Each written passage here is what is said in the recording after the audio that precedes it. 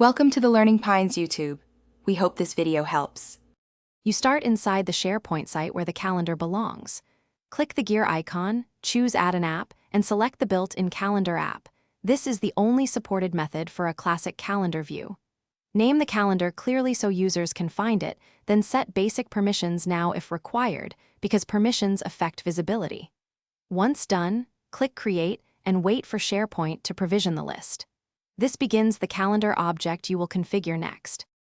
Open the calendar you just created and go to Calendar on the ribbon, then list settings to control how events appear.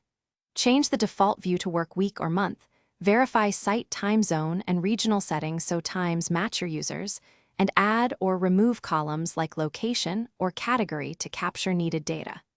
If you want multiple calendars in one view, use Calendar Overlay.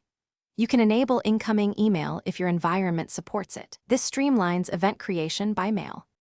Add events using new event and set recurrence or category to organize entries. This confirms your calendar works.